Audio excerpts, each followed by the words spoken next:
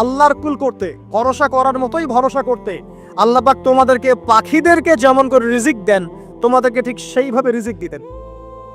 তোমরা কি লক্ষ্য করো না যে পাখিরা খালি পেটে বের হয়ে যায় বাসা থেকে সকালবেলা এবং সন্ধ্যাবেলা ভরা পেটে বাসায় ঢোকে? আপনাকে যে 3টা হাদিস শোনালাম, এই 3টা হাদিসে একটা শব্দ হচ্ছে কমন। শব্দটা কি বলেন? পাখি। পাখি কে? পাখি। আল্লাহ রাব্বুল আলামিন পাখিদের কাছ থেকে আমাদেরকে শিখতে বলছেন এবং বলছেন যে পাখিদের মনটা হয় খুব নরম, খুব সফট, এবং তারা আল্লাহর প্রতি তাওয়াক্কুল করে পূর্ণ মাত্রায়।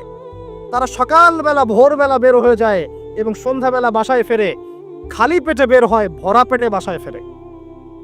এবং আল্লাহ পাক সবচেয়ে সম্মানিত মৌত, যেটা শহীদের মৌত, সেই শহীদের আত্মাকে আল্লাহ পাক পাখির রূপ দিবেন। তাহলে পাখিটার বিষয়ে একটা ফোকাস করা দরকার আছে না? আচ্ছা, এখানে আসে